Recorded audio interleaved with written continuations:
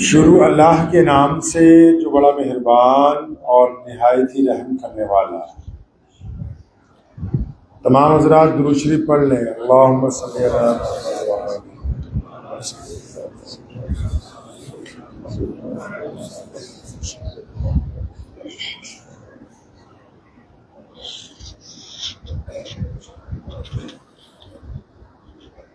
جتھے میرے حضور دے قدم لگے صلی اللہ،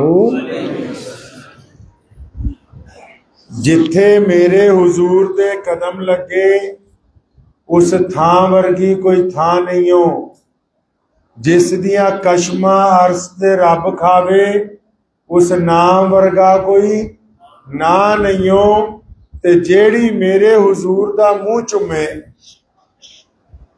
ایک خاتون ہے نا جو ہمارے پیارے نبی علیہ الصلوۃ والسلام کے چہرے پہ بار بار بوسے دیتی ہے، تو شاعر نے اسی کی عکاسی کی ہے۔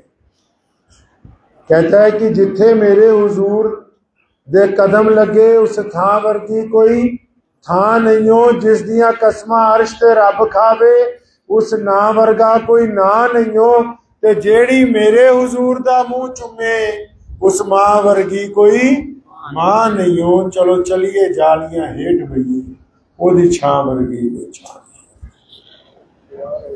کہ ہوں لاکھوں سلام اس آقا پر صلی اللہ، کہ ہوں لاکھوں سلام اس آقا پر، ظلم لاکھوں جس نے توڑ دیے، دنیا کو دیا پیغام سکون، طوفانوں کے رخ موڑ دیے۔ اس محسن عالم نے دنیا میں کیا کیا نہ دیا انسانوں کو، دستور دیا، منشور دیا، نئی راہیں دی، نئے موڑ دی۔ مکہ المکرمہ میں ایک غلام جو ہے وہ چکی چلا رہا ہے، اب وہ آٹا پیسنے کے لیے چکی چلا رہا ہے اور رو رہا ہے۔ پیارے نبی علیہ الصلوۃ والسلام کا اس گلی میں سے گزر ہوا تو دیکھا ایک غلام ہے، چکی بھی چلا رہا ہے، رو بھی رہا۔ نبی علیہ الصلوۃ والسلام نے اس سے پوچھا کہ بھائی روتے کیوں؟ تو غلام نے کہا کہ جناب مجھے بخار چڑھا ہوا ہے اور میرا جو مالک ہے اس نے مجھے حکم دیا ہے کہ صبح تک یہ آٹا پس جانا چاہیے، اگر میں یہ کام نہیں کروں گا تو میری صبح پٹائی ہے۔ جسم میں درد ہے، بخار کی شدت ہے، کام نہیں ہو پا رہا ہے، پھر بھی زبردستی اپنی کھال بچانے کے لیے میں یہ کام کر رہا ہوں۔ تو نبی علیہ الصلوۃ والسلام نے کہا کوئی بات نہیں، غم نہ کرو، میں تمہاری مدد کروں گا۔ اتنا کہہ کے پیارے پیغمبر علیہ الصلوۃ والسلام وہاں سے آگے چلے گئے۔ اب وہ غلام سوچتا ہے کہ روزانہ بہت سارے لوگ نکلتے ہیں، مجھے پوچھتے ہیں کہ کیوں روتا ہے۔ ابھی سوچ ہی رہا ہے کہ نبی علیہ السلام فوراً واپس تشریف لائے، آپ کے ایک ہاتھ میں کھجورے اور ایک ہاتھ میں گرم دودھ کا پیالہ ہے۔ اس غلام کو بٹھایا اور کھجوریں کھلائیں، گرم دودھ پلایا اور فرمایا کہ تم اپنے بستر میں آرام کرو۔ تو اس غلام نے پوچھا کہ یہ پیاری صورت والے صلی اللہ علیہ وسلم، وہ جانتا نہیں تھا نبی علیہ السلام کو۔ آپ کو پتا ہے جو لوگ پیارے نبی علیہ الصلوۃ والسلام کو پہلی بار دیکھتے تھے، جانتے نہیں تھے، تو اپنے پاس سے کوئی نام رکھ لیتے تھے۔ مثال کے طور پہ جیسے میں یہاں آیا ہوں، اب میں یہاں کے علاقے کو نہیں جانتا ہوں تو میں نے اپنے پاس سے 2-4 نشانیاں رکھ لوں گا بھی اس طرح گلی میں جاؤ، ایک مسجد کا دروازہ پہلے ہے، پھر دوسرا، پھر تیسرا، اپنے پاس سے ہم لوگ آپس میں ایک دوسرے کا اپنے پاس سے نشانی رکھ لیتے۔ ام معبد کے جھونپڑے میں جب نبی علیہ الصلوۃ والسلام گئے ہجرت کے دوران، آپ صلی اللہ علیہ وسلم نے جس جھونپڑی میں بیٹھ کے دودھ تناول فرمایا، تو ابو معبد جب شام کو آیا تو اس نے ام معبد سے پوچھا تھا کہ آج گھر میں بہت بہترین خوشبو ہے اور جانور بڑے خوش ہیں، دودھ بھی بڑی مقدار میں گھر میں رکھا ہوا ہے، گھر کے حالات بڑے بدلے ہوئے ہیں، عجیب سی نورانیت ہے، دل کو بڑا سکون مل رہا ہے۔ اس نے ام معبد سے پوچھا تھا کہ ام معبد آج ہمارے گھر میں کون آیا تھا؟ پیارے نبی علیہ الصلوۃ والسلام کا جو حلیہ مبارک ہے وہ کسی بہت بڑے صحابی نے بیان نہیں کیا۔ امام بخاری نے نبی علیہ السلام کے جو حلیے کی عکاسی کی ہے وہ ام معبد ایک عورت کی نظروں سے کی ہے۔ تو معبد کو جب اس کے میاں نے پوچھا، ابو معبد نے، کہ ہمارے گھر کون آیا تھا یار، آج اتنا گھر بدلا ہوا ہے، ہر چیز میں رونق لگ رہی ہے، معبد کو اچانک یاد آیا کہ میں تو ان کا نام ہی پوچھنا بھول گئی۔ جو مہمان آئے تھے نبی علیہ الصلوۃ والسلام، ان کے ساتھ سیدنا ابوبکر صدیق تھے، اور میں تو ان کا نام پوچھ، لیکن اس نے اپنے خامد کو یہ نہیں کہا کہ میں نام پوچھنا بھول گئی، اس نے فوراً اپنی طرف سے ایک نام رکھا۔ جب ابو معبد نے پوچھا معبد کون ہمارے گھر آیا تھا جو آج گھر میں اتنی نورانیت ہے، فرمایا ہمارے گھر آج مبارک آیا ہے۔ مطلب جو آنے والا تھا وہ اتنا مبارک تھا کہ اس کے آتے ہی سب کچھ بدل گیا۔ تو یہ غلام نے بھی، کیونکہ نبی علیہ السلام کو جانتا نہیں ہے، پہچانتا نہیں ہے، اس نے بھی کہا کہ یہ پیاری صورت والے صلی اللہ علیہ وسلم، مجھے آپ نے کھجوریں کھلا دی، دودھ پلا دیا، آپ کہہ رہے ہیں آرام کرو، تو میرا مالک تو صبح کو مارے گا اگر میں نے یہ چکی نہ چلائی۔ تو کیا فرمایا میرے پیارے نبی علیہ الصلوۃ والسلام نے؟ فرمایا نہیں نہیں، تم بستر میں آرام کرو، تمہاری جگہ چکی ہم چلا دیں۔ نبی علیہ الصلوۃ والسلام ایک ایسے غلام کے لیے چکی چلا رہے ہیں جس کو لوگ انسان بھی نہیں سمجھتے اور جو مسلمان بھی نہیں ہوا ابھی۔ پیارے نبی علیہ السلام نے ساری رات چکی چلائی، غلام سوتا رہا، آٹا تیار ہو گیا، نبی علیہ السلام رکھ کے آ گئے، دوسرے دن پھر شام کو گئے، ابھی بھی غلام کی طبیعت مکمل ٹھیک نہیں ہے، پھر اس کو دوبارہ کھجوریں پیش کی گئی، دودھ پلایا، پھر وہ آرام کرتا ہے، نبی علیہ السلام اس کی جگہ پھر چکی چلاتے، 3 راتیں جب تک وہ شفا یاب نہیں ہو گیا، جب تک وہ شفا یاب نہیں ہو گیا، پیارے نبی علیہ السلام اس کی جگہ چکی چلا رہے ہیں۔ اور ادھر مکہ المکرمہ کے قریب میں ایک گاؤں ہے، اس گاؤں کا ایک دیہاتی آدمی اپنے اونٹ بیچنے کے لیے مکہ مکرمہ میں آیا۔ اب اس نے منڈی میں اپنے اونٹ بیچے، لیکن جس بندے نے اونٹ خریدے ہیں وہ نبی علیہ الصلوۃ، وہ جس بندے نے اونٹ خریدے ہیں وہ اس غریب آدمی کو پیسے نہیں دے رہا۔ اب 1 ہفتہ ہو گیا، وہ پریشان پھر رہا ہے، تو اس نے مکے میں لوگوں سے پوچھا کہ بھائی یہاں کوئی بڑا آدمی ہے، کوئی چودھری ہے، کوئی یہاں سرکاری آدمی ہے جو میرے پیسے دلوا دے؟ تو کسی نے کہا بیت اللہ میں چلے جاؤ، جہاں طواف ہوتا ہے وہاں 10-15 لوگ ایک طرف بیٹھتے ہیں پگڑیاں باندھ کے، بہترین کپڑے پہن کے، وہ سارے چودھری ہیں۔ اب وہ چلا گیا بیت اللہ میں، وہاں تو اس نے دیکھا وہاں 10-15 لوگ بیٹھے، کون؟ امیہ بیٹھا ہے، عتبہ بیٹھا ہے، ولید بیٹھا ہے، عبداللہ بن جدان بیٹھا ہے، ابو لہب بیٹھا ہے، سارے ہی بدترین دشمن اسلام کے۔ اب اس نے ان سے جا کے کہا کہ جناب میں 1 ہفتہ پہلے اونٹ لے کے آیا تھا، میں نے مکہ المکرمہ کی منڈی میں اونٹ بیچے، اب جس بندے نے میرے جانور خریدے وہ پیسے واپس نہیں دیتا۔ اب ان میں جو امیہ سب سے آگے بیٹھا ہوا تھا، جو سیدنا بلال رضی اللہ تعالیٰ عنہ کا مالک تھا، تو اس نے اس بندے سے کہا، کیونکہ جو دلال ہوتے ہیں ان کو شوق ہو جاتا ہے جب کسی کے پیسے مرے ہوتے، بولے ہم نکلوا دیں، تو اس نے کہا اس بندے سے کہ ہاں ہاں بتاؤ کس نے پیسے مارے، ہم تمہارے پیسے نکلوا دیں گے، ہمارا تو کام ہی یہی ہے، ہم سارا دن بیٹھ کے یہاں دھندا یہی کرتے ہیں، ادھر کا مال ادھر، ادھر کی جگہ ادھر۔ تو اس نے کہا نام بتا تیرے پیسے کس نے مارے؟ تو اس بندے نے کہا جی میرے پیسے جس بندے نے مارے اس کو لوگ مکے میں ابو جہل کہتے ہیں۔ جب اس نے امیہ نے یہ بات سنی تو مسکرانے لگا، سارے ایک دوسرے کی طرف دیکھ کے ہنس رہے ہیں کہ بھائی یہ تو ہمارے ہی چودھری کی بات کر رہا ہے، یہ تو ہمارے ہی بادشاہ کا ذکر کر رہا ہے۔ تو امیہ کو ایک شرارت سوجی، امیہ کے ذہن میں فوراً ایک شرارت آئی، اس نے اس بندے کا ہاتھ پکڑا، اپنے پاس کھڑا کیا اور بیت اللہ کی طرف اشارہ کیا۔ اس نے کہا وہ بیت اللہ کے ساتھ جو ٹیک لگا کے بیٹھے ہوئے ہیں، ہمارے نبی علیہ الصلوۃ والسلام نماز کے علاوہ خانہ کعبہ سے ٹیک لگا کے بیٹھ کے اللہ کا ذکر کیا کرتے تھے۔ یہ اس دور کی بات ہے جب ابھی مکہ فتح نہیں ہوا، نبی علیہ الصلوۃ والسلام کے دشمن ہیں چاروں طرف، اور ابو جہل روزانہ سازش کرتا ہے کہ کس طرح اللہ کے نبی علیہ الصلوۃ والسلام کو نقصان پہنچائیں۔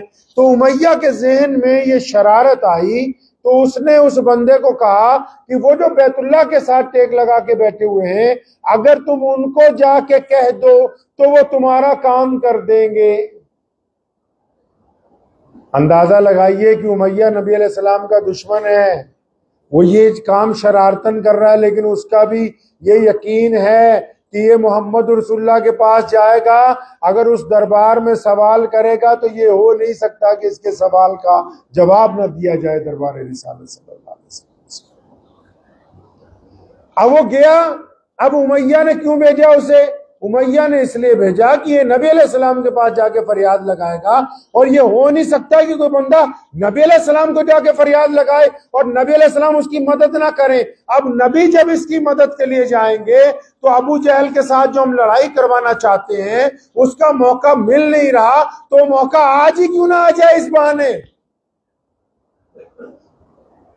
تو اس نے پھر اس بندے کو پتہ بتا دیا کہ جاؤ سامنے بیٹھے ہیں۔ وہ بندہ جب پیارے نبی علیہ السلام کے پاس پہنچا، اب میں نے آپ کو پہلے بھی کہا کہ جو لوگ پہلی دفعہ نبی علیہ السلام کو دیکھتے تھے اپنے پاس سے ان کا نام رکھ لیتے تھے، تو اس نے جب دیکھا قریب جا کے تو بڑی پیاری صورت والے ہیں، تو نبی علیہ السلام نے جب اس کی طرف دیکھا تو ہمارے آقا علیہ السلام نے دو باتیں ایسی کی کہ اس کی آنکھوں میں آنسو آ گئے، اور فرمایا آؤ آنے والو، تم تو مجھے پریشان مسافر لگتے ہو، بھوکے بھی لگتے ہو۔ نبی علیہ السلام نے فرمایا مجھے لگتا ہے تو پریشان بھی ہے، مسافر بھی ہے، بھوکا بھی ہے۔ اب جب اس نے ہمدردی کے لفظ سنے اس کی آنکھوں میں آنسو آ گئے، اس نے کہا ہاں پیاری صورت والے، میں پریشان مسافر ہوں، کئی دن سے بھوکا بھی ہوں۔ اب نبی علیہ السلام نے اس کا کام نہیں پوچھا، حاجت نہیں پوچھی، اس کا ہاتھ پکڑا، اپنے ساتھ لے گئے، فرمایا چلو پہلے گھر چلتے ہیں، تمہیں کچھ منہ ہاتھ دھلوائیں گے، کچھ کھانا وانا کھلائیں گے، پھر پوچھیں گے تمہاری کیا ضرورت۔ ادھر وہ جاسوس پیچھے پیچھے جا رہا ہے کہ بھئی دیکھو کیا ہوتا ہے، اب تاکہ امیہ کو آ کے بتانا ہے کہ بھی نبی علیہ السلام ابو جہل کے ساتھ لڑائی ہو گئی۔ اب نبی علیہ السلام اس بندے کو لے گئے، اس کا منہ ہاتھ دھلوایا، کھانا وانا کھلوایا، جب اس کے ہوش آواز درست ہوئے فرمایا اب بتاتے کیا کام ہے تیرا۔ تو اس بندے نے کہا کہ اے پیاری صورت والے صلی اللہ علیہ وسلم، میں مکے میں جانور بیچنے آیا تھا، میرے جانور ایک بندے نے خریدے، وہ صبح شام کرتا ہے، پیسے نہیں دیتا، میں تو عاریتاً جانور لاتا ہوں، مطلب گاؤں والوں کے یہاں بیچتا ہوں، کچھ پیسے مجھے بچ جاتے ہیں، کچھ جن کے جانور ہوتے ہیں ان کو بچ جاتے ہیں، اب تو میں پریشان ہوں، نہ جانور ہاتھ میں رہے نہ رقم آ رہی ہے۔ تو نبی علیہ السلام نے پوچھا کس نے تمہارا پیسے مار رکھے ہیں، کون ہے بندہ جو تمہارے پیسے نہیں دیتا؟ تو اس بندے نے کہا یہ سونی صورت والے صلی اللہ علیہ وسلم، وہ جو بندہ اس کا نام ابو جہل ہے۔ اب جب نبی علیہ السلام نے یہ سنا فوراً اس کا ہاتھ پکڑا، فرمایا چل ہم دلوا دیتے ہیں تیرے پیسے۔ پتہ یہ لگا غریب کے ساتھ اس کا کام کروانے جانا بھی نبی علیہ السلام کی سنت ہے۔ اب پیارے پیغمبر علیہ السلام نے اس کا ہاتھ پکڑا، سیدھا ابو جہل کے گھر، جب دروازہ کھٹکھٹایا ابو جہل نے دروازہ کھولا، نبی علیہ السلام نے فرمایا کیوں ہن غریباں نال بھی ٹھگی؟ اب غریبوں کے ساتھ بھی شرم نہیں آتی تجھے؟ یہ مظلوم آدمی ہے، بدو ہے، اس کے ساتھ بھی بدماشی؟ چل لیا پیسے لیا۔ اب ابو جہل وہ جاسوس ساتھ میں پیچھے کھڑا دیکھ رہا ہے، اب ابو جہل نے گردن جھکائی، سیدھا اندر گیا، درہم و دینار تھیلی میں لایا اور لا کے اس بندے کو پکڑا دیا، فرمایا سن لے اب دوبارہ نہ کسی غریب کے ساتھ دھکا کرنا۔ اب نبی علیہ السلام وہاں سے واپس چل پڑے، وہ غریب آدمی بھی ساتھ میں، اس کی رقم اس کو مل گئی۔ چند قدم چلنے کے بعد خود نبی علیہ السلام پوچھتے ہیں کہ میرے عزیز اب تمہارا کام ہو گیا، اب مجھے اجازت ہے کہ میں چلا جاؤں؟ کسی نے کہا ہے نا خود ہی بھیک دیں خود ہی کہے منگتے کا بھلا ہو، بھیک بھی خود دیتے ہیں اور دعا بھی خود ہی دیتے ہیں۔ اب اس بندے نے جب اس کا کام ہو گیا نبی علیہ السلام کا ہاتھ پکڑا اور کہنے لگا پیاری صورت والے آپ کون ہیں؟ پہلے میں نے آپ کا تو پوچھا ہی نہیں، آپ کون ہیں؟ فرمایا میں محمد الرسول اللہ، اللہ کا سچا نبی ہوں۔ تو اس بندے نے کہا اچھا، مجھے مکے میں بہت سارے لوگوں نے کہا کہ ہمارے یہاں ایک اللہ کے نبی آ گئے ہیں، لیکن تم ان سے مت ملنا، اگر کوئی ان سے مل لیتا ہے تو انہی کا ہو جاتا ہے۔ کہنے لگا یا رسول اللہ انہوں نے برائی تو کی تھی لیکن یہ بات ان کی سچی ہے کہ اگر کوئی آپ سے مل لے تو پھر وہ آپ کا ہی ہو جاتا ہے۔ اب تو میں آپ سے مل چکا ہوں، دیکھ چکا ہوں، گفتگو کر چکا ہوں، اب مجھے آپ دائرہ اسلام کے اندر داخل کروا۔ ادھر جاسوس نے جا کے امیہ کو کہا اور جناب توڑا چودھری کا اج خوش ہو گیا نبی علیہ السلام کے سامنے. آج تو اس کی ہوا نکل گئی. اب سارے بڑے پریشان ہوئے. بھی ابو جہل تو بڑا طاقتور سردار ہے مکے کا, وہ تو بڑا چودھری ہے, وہ تو پورا ظالم ہے, نبی علیہ السلام کے ساتھ کتنی بڑا بار لڑ چکا ہے. وہ کیسے نبی علیہ السلام کے کہنے پہ اس نے غریب کو پیسے واپس دے دیے. سارے چودھری ابو جہل کے گھر, اور تو نے ہماری بےزتی کر دی, ناک کٹوا دی, پورے مکے میں شور مچ گیا, اس غریب کے پیسے تو نے لوٹا دیے. پتہ لگ گیا پورے مکہ المکرمہ میں کہ محمد رسول اللہ صلی اللہ علیہ وسلم سے ابو جہل کو بھی ڈر لگتا ہے. تو ابو جہل نے کیا کہا؟ کہنے لگا سنو, میں ڈرا نہیں ہوں. آج جب رسول اللہ صلی اللہ علیہ وسلم آئے تھے, میرا دروازہ کھولا تو ہوا میں ان کے سر کے پاس ایک اژدہا کھڑا ہوا, پھن پھیلائے کھڑا تھا. میرا یقین تھا کہ آج اگر محمد رسول اللہ کی بات کا انکار کیا تو یہ تجھے زندہ نکل جائے گا. یہ جان ہمیں اپنی جان بچائیے. پیارے نبی علیہ السلام جب نبی علیہ السلام بازار سے گزر رہے تھے, ابو جہل نے ایک دفعہ نبی علیہ السلام کو شدید تکلیف پہنچائی.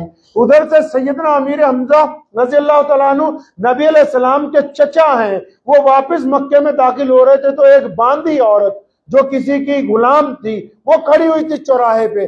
امیر حمزہ پاس سے گزرے تو اس نے دردمندانہ الفاظ میں کہا کہ ایسے گھوڑ سوار کی شجاعت کا کیا فائدہ کہ لوگ محمد رسول اللہ کو اب سرے بازار چوٹ پہنچانے لگے. سیدنا امیر حمزہ رک گئے, فرمایا کیا بات ہے؟ اس عورت نے, خاتون نے جذبات میں کہا کہ کیا تمہارے بھتیجے تمہارے والد کے انتقال کے بعد اتنے بے بس تم سمجھتے انہیں کہ کوئی بھی مکے میں ان پہ ظلم کرے؟ پھر پوچھا کیا بات ہے خاتون؟ اس نے کہا کہ ابو جہل نے آج آپ کے بھتیجے کو جو اللہ کے رسول صلی اللہ علیہ وسلم ہیں ان کو تکلیف پہنچائی ہے, ان کے سر پر زخم ہو گیا. تو سیدھا ابو جہل کے گھر پہنچے, کمان لے کے اس کے سر کو پھاڑ دیا, زخمی کر دیا. فرمایا خبردار جو آج کے بعد کبھی محمد رسول اللہ کی طرف آنکھ اٹھا کے دیکھی. لیکن یہ بدلہ لینے کے بعد جب سیدنا امیر حمزہ رسول اللہ سے ملے تو نبی علیہ السلام سے جب ملاقات ہوئی ہے تو پیارے نبی علیہ السلام کو جب دیکھا,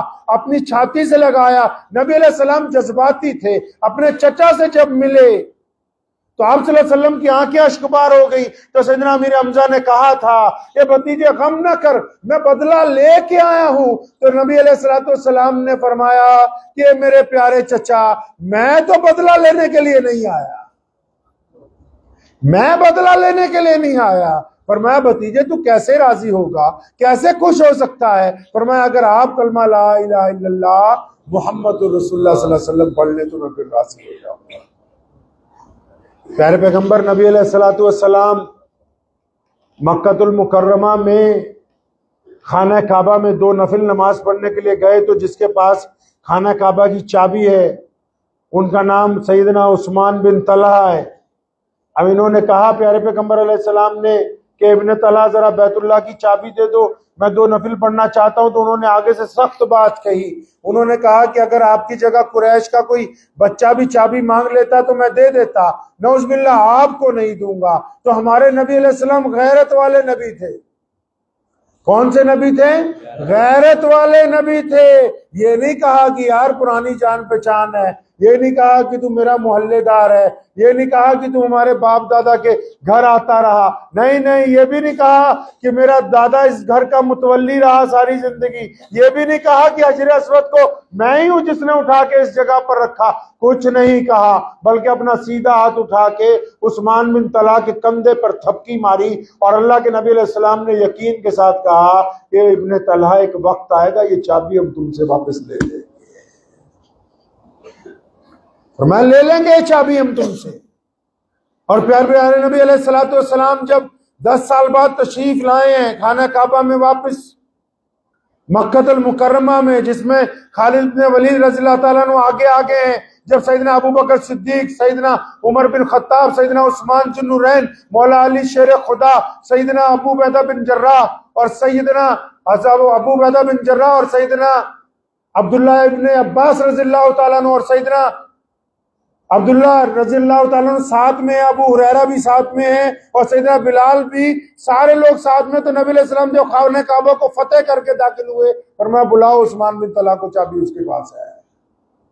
اب جب یہ آئے نا تو یہ سوچتے ہوئے آ رہے ہیں, کیونکہ جب کبھی دنیا کا یہ قاعدہ ہے کہ کوئی بندہ جب طاقت میں آتا ہے تو اپنے مخالف کے ساتھ زیادتی کا معاملہ کرتا ہے. دنیا کا یہ قاعدہ ہے.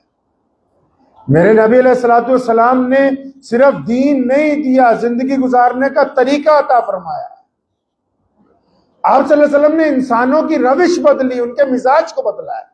عثمان بن طلحہ آئے، فرماتے ہیں کہ 10 سال کا جو عرصہ گزرا، ابو جہل بھی، عتبہ بھی، ولید بھی، امیہ بھی، عبداللہ بن جدان بھی، ابو لہب بھی، فرمایا یہ سب بیٹھ کے روز پلاننگ کرتے تھے کہ ہم اس طرح دین حنیف کو ختم کریں گے، ہم اس طرح محمد رسول اللہ صلی اللہ علیہ وسلم کو شکست دیں گے. فرمایا لیکن مجھے وہ تھپکی یاد آتی تھی بار بار، اور میرا یقین تھا ابن طلحہ وہ جو رسول اللہ کہہ گئے تھے نا کہ ایک دن آئے گا ہم نے چابی لے لینی، فرمایا دیکھ لے آج وہ دن آ گیا ہے. اب جب چابی لی، نبی علیہ السلام نے بیت اللہ کو کھلوایا، لات و عزا سے اس کو پاک کیا گیا. جب 2 نفل پڑھے، جب باہر نکلے، جب تالا لگایا، فرمایا عثمان بن طلحہ کو آگے بلاؤ. یہ ڈرتے ڈرتے آگے جا رہے ہیں کہ اب کیا ہوگا، میں نے چابی نہیں دی تھی، میں نے سخت بات کی تھی، اب میرا انجام کیا ہوگا، سزا دے دی جائے گی، قتل کر دیا جائے گا، پھانسی دے دی جائے گی، اب ہوگا کیا. اب تو چاروں طرف ان کا راج ہے، اب تو مکے پر ان کی حکومت ہے. وہ دور چلا گیا جب سیدنا بلال کو گلی کوچوں میں لوگ کھینچتے تھے. آج تو بلال رضی اللہ عنہ محمد رسول اللہ کے دائیں طرف کھڑا ہوا ہے. تو نبی علیہ السلام کے جب قریب پہنچے تو پیارے پیغمبر علیہ السلام نے اس چابی کو پکڑا اور سیدنا عثمان بن طلحہ کو پکڑایا. فرمایا ابن طلحہ یہ چابی اپنے پاس رکھ، اب قیامت تک یہ تیرے ہی خاندان کے اندر باقی رہے. فرماتے ہیں کہ میری طرف چابی نہیں آئی، کلمہ لا الہ الا اللہ محمد رسول اللہ کی دولت آ گئی. اب جب اسی دوران مقدمات سامنے آئے، نبی علیہ الصلوۃ والسلام نے معافیوں کا اعلان کیا تو نماز کا وقت ہو گیا. اب جب نماز کا وقت ہوا تو پیارے نبی علیہ الصلوۃ والسلام نے، کیونکہ نبی علیہ السلام خانہ کعبہ کے صحن میں کھڑے اور بڑے بڑے شہزادے اس وقت موجود ہیں، مکے کے چاروں خلفائے راشدین کے علاوہ بھی سیدنا عبد الرحمن بن عوف جیسے، عبداللہ ابن زبیر جیسے مفسر قرآن وہاں موجود ہیں، ابو عبیدہ بن جراح جیسے امین الامت وہاں اس وقت موجود ہیں، خالد بن ولید جیسے سیف اللہ وہاں پر موجود ہیں، سارے شہزادے بڑے بڑے. اب نبی علیہ السلام نے کیا کہا اتنے لوگوں کے بیچ میں، اور فرمایا میرا بلال کدھر، اور بلال کتنے ہے. اب سارے لوگ بلال کو ڈھونڈنے لگے. اب بلال رضی اللہ تعالیٰ عنہ سب سے پیچھے، غلام تھے نا، کالے تھے، حبشی تھے. حرم میں تو انسان کو لوگ انسان نہیں سمجھتے تھے محمد رسول اللہ صلی اللہ علیہ وسلم کے آنے سے پہلے. اب بلال سب سے پیچھے تھے، لیکن جب نبی علیہ السلام نے سیدنا بلال کو آواز دی تو صحابہ کو یہ بات سمجھ آ گئی کہ سیدنا بلال کو اذان کے لیے بلانے کے لیے آواز دی. تو ایک صحابی رسول صلی اللہ علیہ وسلم نے کان میں کہا، یا رسول اللہ صلی اللہ علیہ وسلم آج اگر یہ غلام اوپر چڑھا نا بیت اللہ کے اذان دینے کے لیے، تو یہ جو قریش مکہ ہیں، بہت زیادہ برادری بات تھا نا، اونچ نیچ بہت زیادہ تھی. یا رسول اللہ صلی اللہ علیہ وسلم یہ جو قریش مکہ ہیں جن کو آج شکست ہوئی ہے، اگر بلال خانہ کعبہ کی چھت پہ چڑھ گئے تو جو ان کی تھوڑی بہت ہے وہ بھی ختم. اب نبی علیہ السلام نے یہ بات سنی، ناراض ہو گئے. فرمایا سنو، میرے نام پر گلی کوچوں میں مار کھانی ہو تو بلال کھائے، سینے پہ پتھر رکھوانا ہو تو بلال رکھوائے، گلے میں پھندا ڈال کے کسی کے گلی کوچوں میں ریت پر کھینچا جائے تو بلال کو کھینچا جائے. اور آج جب اللہ نے عزت عطا فرما دی تو کوئی اور اذان دے دے؟ نہیں نہیں. فرمایا آج اگر بیت اللہ کی چھت پہ چڑھ کے کوئی اذان دے گا تو میرا بلال ہی دے گا. اب سیدنا بلال رضی اللہ تعالیٰ آ گئے، یا رسول اللہ حکم فرمائیے کیا کرنا ہے صلی اللہ علیہ وسلم. آپ صلی اللہ علیہ وسلم فرمایا چل بلال خانہ کعبہ کی چھت پہ چڑھ جا، اذان دینی ہے بھائی. آپ لوگوں نے کسی نے عمرہ کیا ہے؟ ماشاءاللہ بہت سارے لوگوں نے عمرہ کیا ہوا ہے، حج کیا ہوا ہے. نہیں، جنہوں نے نہیں کیا اللہ اس کو اپنے گھر کی زیارت کرا دے گئی آمین، اور نبی علیہ الصلوۃ والسلام کے روزے کی حاضری عطا فرمائے. وہ جو فوٹو میں آپ دیکھتے ہیں خانہ کعبہ، کالے رنگ کا کمرہ جو بنا ہوا ہے جس پہ غلاف چلا، اس کو خانہ کعبہ کہتے ہیں. اس کے چاروں طرف جو برآمدے ہیں اس کو مسجد حرام کہتے ہیں. وہ خانہ کعبہ ہے اور وہ کیا ہے جی؟ مسجد حرام ہے. اور اذان کہاں ہوتی ہے روز؟ اب مسجد حرام میں ہوتی ہے. اور نبی علیہ السلام نے اذان کہاں دلوائی؟ خانہ کعبہ کی چھت پہ، کیونکہ اس دن بیت اللہ فتح ہوا تھا. وہ پہلی اور آخری اذان ہے جو خانہ کعبہ کی چھت پہ ہوئی ہے. اب جو خانہ کعبہ ہے وہ ہمارا قبلہ ہے، یعنی ادھر کو ہم اگر جائیں گے کیمپس لگائیں گے تو یہ مکے کی طرف مسجد کا. خانہ کعبہ کی جو چاروں دیواریں، جو جس طرف سے آئے گا وہ دیوار قبلے کا درجہ رکھتی. اب بلال رضی اللہ عنہ فرماتے ہیں جب مجھے حکم ہوا کہ خانہ کعبہ کی چھت پہ چڑھ کے اذان دو، فرماتے پھر میں خانہ کعبہ پہ جب چڑھنے لگا، گلاف پکڑ کے اوپر چڑھ رہا تھا، تو میرے دل نے کہا بلال کل تک جب تو نے اس گھر کی چوکھٹ پہ پیر رکھنا چاہا، باہر کے دروازے پر، تو امیہ نے اتنا مارا کہ تو بے ہوش ہو گیا. پھر ایک دن تو آیا، ابو جہل نے اتنا مارا کہ تو بے ہوش ہو گیا. اے بلال تجھے تو اس گھر کی باہر کی چوکھٹ پر پیر رکھنے کی اجازت نہیں تھی، آج تو نے ایسا کیا کمال کر دیا تو خانہ کعبہ کی چھت کے اوپر چڑھ گیا. اب تھے نبی علیہ السلام کے تربیت یافتہ نا، تھے تو محمد رسول اللہ کے غلام نا. فوراً انہوں نے اپنے آپ کو جواب دیا. فرماتے ہیں بلال یہ جو پیارے نبی علیہ السلام ہے نا، ان سے وفاداری کا نتیجہ ہے کہ آج تو خانہ کعبہ کی چھت کے اوپر چڑھ رہا. نعرہ تکبیر،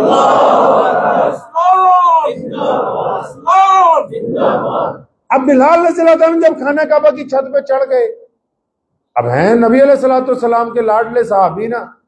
اب جیسے خانہ کعبہ کی چھت پہ چڑھے تو ان کے دل میں پھر ایک نیا خیال آیا. اپنے دل کو پوچھتے ہیں بلال میں جب مدینے میں ہوتا ہوں تو مکے کی طرف منہ کر کے اذان دیتا ہوں، اب تو میں خود بیت اللہ کی چھت پہ چڑھ کے آ گیا، اب کعبہ کہاں ہے؟ اب کعبہ کہاں؟ کعبے کی تو چاروں دیواروں کو قبلے کا درجہ حاصل ہے. آپ جس طرف سے آئیں گے اس طرف کھڑے ہو کے نماز پڑھیں گے. اندر سے باہر کی طرف قبلے کا درجہ حاصل ہے، باہر سے اندر کی طرف قبلے کا درجہ حاصل ہے. بلال کہتے ہیں مجھے تو پیارے پیغمبر علیہ السلام نے خانہ کعبہ کی چھت پر چڑھایا، اور پھر جب اذان دینے کی بات ہوئی تو میرے دل نے کہا بلال اب کعبہ کدھر ہے؟ فرماتے پھر میں نے بھی دیر نہیں لگائی، اپنی ایک انگلی اپنے کان میں لگائی اور اپنا چہرہ اور شہادت والی انگلی خانہ کعبہ کے صحن میں جس طرف پیارے پیغمبر جناب محمد صلی اللہ علیہ وسلم کھڑے ہوئے تھے اس طرح منہ کر کے اذان دینے لگے، تاکہ قیامت تک کے مسلمانوں کو بتا دیں کہ کعبے کا اگر کوئی کعبہ ہے تو وہ محمد رسول اللہ. اب نبی علیہ السلام، اب یہاں نقطہ سمجھ لو ختم نبوت کا. سیدنا بلال رضی اللہ عنہ نے جو کام کیا ہے نقطہ سمجھیے ختم نبوت صلی اللہ علیہ وسلم کا. اب بلال اذان دے رہے ہیں کس طرح؟ منہ کر کے جدھر پیارے پیغمبر علیہ السلام کھڑے ہیں. اب نبی علیہ السلام جب اذان ہونے لگی اللہ نے ان کے دل میں بات ڈالی، نبی علیہ السلام چلنے لگے طواف کرنے کے لیے. اب نبی علیہ السلام طواف کے لیے چل پڑے، بلال کا کعبہ چل پڑا. بلال اذان دیتا دیتا بھی گھومتا ہے، جدھر رسول اللہ گھومتے ہیں بلال بھی ادھر ہی گھومتا ہے، تاکہ قیامت تک کے مسلمانوں کو یہ بتا دے کہ جدھر رسول اللہ جائیں گے ادھر تم کو جانا ہے، دائیں بائیں جانے کے لیے کوئی راستہ اختیار نہیں کیا جا سکتا ہے. قیامت تک کے لوگوں کو بتا دیا کہ بس اب تو پیروی محمد رسول اللہ کی ہے. اب جدھر محمد رسول اللہ چل رہے ہیں، جس رخ کو وہ مڑ رہے ہیں، ہم نے اسی جانب جانا ہے، کیونکہ محمد رسول اللہ خاتم النبیین اس وقت بنائے گئے جب کائنات نہیں بنی تھی، اور نبی علیہ السلام اس وقت بھی خاتم النبیین تھے، جب تشریف لائے تب بھی خاتم النبیین تھے. اور اب قیامت تو آ سکتی ہے، پیارے پیغمبر صلی اللہ علیہ وسلم کی جگہ کوئی نبی بن کے نہیں آ سکتا. پیارے نبی علیہ السلام مدینہ المنورہ میں تشریف رکھتے ہیں. آپ کو باتیں میری سمجھ آ رہی ہیں نا؟ میرے پاس فتویٰ تو نہیں ہے کوئی، کیونکہ آج کل زیادہ تر لوگ فتووں کے اوپر ایک دوسرے سے گفتگو کرتے ہیں، مسئلے مسائل پہ گفتگو کرتے ہیں، لیکن دین جو ہے وہ پیارے نبی علیہ السلام کی زندگی کے اندر چھپا ہوا ہے. جب تک اپنے نبی علیہ السلام کو نہیں جانیں گے، ان کی صبح شام نہیں جانیں گے، ان کا طرز عمل نہیں پتا ہوگا، محمد رسول اللہ صلی اللہ علیہ وسلم چلتے کیسے تھے، دیکھتے کیسے تھے، گفتگو کیسے کرتے تھے، ازواج مطہرات سے معاملہ کیا تھا، اپنے چچا زاد بھائیوں سے کیسے ملے، بہنوں سے کیسے ملے، نبی علیہ الصلوۃ والسلام نے اپنے خاندان کے بچوں سے کیا معاملہ کیا، غلاموں کے ساتھ نبی علیہ السلام کا کیا وتیرہ تھا، قیدیوں کے ساتھ نبی علیہ السلام کا کیا طریقہ کار تھا، جب تک وہ پتہ نہیں لگے گا دین سمجھ میں آنے والا ہے نہیں۔ پیارے نبی علیہ السلام مسجد نبوی میں ممبر پہ تشریف فرما ہیں اور خطاب فرما رہے ہیں، تو اتنی دیر میں ایک بوڑھی عورت باہر مسجد کے صحن میں آ گئی، تو نبی علیہ السلام اس کو دیکھ کے فوراً اترے، سیدھا اس خاتون کے پاس، اس کو جا کے سلام کیا، اس نے کندھے پہ ہاتھ رکھ کے پوچھا بیٹا آپ کیسے ہیں؟ پیارے نبی علیہ السلام کی آنکھیں اشکبار ہوئی، مدتوں بعد کوئی آیا ہے جس نے ان الفاظات کے ساتھ پکارا، فرمایا بلال ادھر آؤ، جلدی سے ابو بکر عثمان اور علی کو بلاؤ، جلدی سے خالد بن ولید کو بلاؤ، جلدی سے ابو ہریرہ کو بلاؤ۔ یا رسول اللہ صلی اللہ علیہ وسلم کون ہے؟ یہ عورت دیکھنے میں کوئی بادشاہ نہیں لگتی، کوئی شہزادی نہیں لگتی، سادے سے کپڑے، سادی سی صورت۔ فرمایا تم نہیں جانتے یہ میری ماں ہے، اس نے مجھے دودھ پلایا ہے، یہ دائی حلیمہ ہے۔ اور پھر محمد رسول اللہ نے اپنی مسند پر اپنی رحمت والی چادر اتاری، اس کو بھی اس پر بچھایا تاکہ دنیا کے لوگوں کو یہ بتا دیں کہ اگر ماں بیٹوں کے گھر آئے تو بیٹے کھڑے ہو کر اپنی ماؤں کی تعظیم کیا کرتے ہیں۔ اور پھر پوچھا اماں سے کہ اماں جی آپ مدینہ میں رہنا چاہتی ہیں تو میں آپ کے لیے گھر کا انتظام کروں، خادمہ کا انتظام کروں، آپ کے رہنے سہنے کا انتظام کروں؟ اور فرمایا نہیں، میں نے واپس جانا ہے، بس ملاقات کے لیے آئی ہوں۔ تو جب وہ واپس جاتی ہیں تو نبی علیہ الصلوۃ والسلام اتنا ساز و سامان ساتھ میں بھیجتے ہیں تاکہ دنیا والوں کو یہ پتہ لگ جائے، یہ سبق لے لیں کہ نبی علیہ السلام اپنی رضائی ماں کو جس نے صرف دودھ پلایا ہے، جب اس کا اتنا احترام کرتے ہیں تو جس ماں کے کوکھ سے آپ پیدا ہوئے تو اس کا کتنا بڑا احترام۔ پیارے نبی علیہ الصلوۃ والسلام نے فرمایا تھا اسی منبر پر کھڑے ہو کے وہاں مسجد نبی صلی اللہ علیہ وسلم میں، فرمایا بلال اگر نماز کا وقت ہو اور تم تکبیر کہہ دو، تم صفیں باندھ لو، میں مصلی پر پہنچ جاؤں، اور کاش میری ماں زندہ ہوتی اور وہ حجرے سے مجھے آواز دیتی محمد، تو فرمایا پھر میں نماز چھوڑ کے نہ اپنی ماں کے پاس چلا جاؤں۔ پیارے پیغمبر علیہ الصلوۃ والسلام تشریف رکھتے ہیں مسجد نبوی میں، تو ادھر سامنے صحابہ کرام رضی اللہ تعالیٰ اجمعین ایک خاتون کو پکڑ کے لے کے آئے جو شہزادی ہے، حاتم بن طائی کی بیٹی ہے، حاتم طائی کی بیٹی ہے، شہزادی ہے۔ اب نبی علیہ السلام نے دور سے محسوس کر لیا کہ حاتم طائی کی بیٹی کو جو پکڑ کے لائے اس کے سر پہ دوپٹہ نہیں ہے۔ اب اس کو جب پکڑا گیا وہ بھی راستے میں یہ سوچتی آ رہی ہے کیونکہ میں حاتم طائی کی بیٹی ہوں تو نعوذ باللہ جا کے ایسے سوال کروں گی کہ آگے سے کوئی جواب نہ آئے، کیونکہ ایک نیک دل بادشاہ کی بیٹی ہے، اس کے باپ کے انتقال کو چند سال گزرے، اور خود نبی علیہ السلام نے فرمایا، بخاری شریف میں حدیث ہے کہ اللہ کریم حاتم طائی سے راضی تھا کیونکہ غریبوں کو 24 گھنٹے کھانا کھلاتا تھا۔ محمد رسول اللہ صلی اللہ علیہ وسلم کی تشریف آوری سے چند سال پہلے ان کا انتقال ہو گیا تھا حاتم طائی کا۔ اب نبی علیہ السلام نے جب دور سے دیکھا کہ اس بیٹی کے سر پہ دوپٹہ نہیں ہے، سنو دل تھام کے مسلمانوں، پیارے نبی علیہ السلام نے اپنی رحمت والی چادر، کون سی چادر بھائی؟ بولو کس کی چادر؟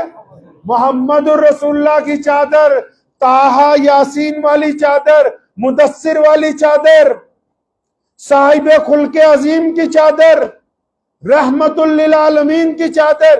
فرشتوں نے پوچھا تھا جناب جبریل سے، جب مولا کریم کے پاس اللہ کے نبی علیہ السلام ملنے معراج پر گئے تو ایک جگہ آئی، ایک بیریئر آیا جہاں جبریل کو روک دیا گیا، ایک جگہ آئی جہاں جبریل علیہ السلام کو روک دیا گیا اور نبی علیہ السلام تنہا آگے بڑھے تو فرشتوں نے پوچھا تھا اپنے انچارج سے، اپنے صدر سے کہ حضرت آپ تو تمام فرشتوں کے سردار ہیں، کیا اس سے آگے آپ کو جانے کی اجازت نہیں ہے؟ جبریل نے کہا تھا ہاں، کہ میری بھی ایک حد ہے، بس یہیں تک ہوں، اگر کوئی ایسا ہے جس کی کوئی حد نہیں ہے تو بس وہ وہی ہے جو آگے جا رہے ہیں جنہیں دنیا محمد الرسول اللہ کے نام سے۔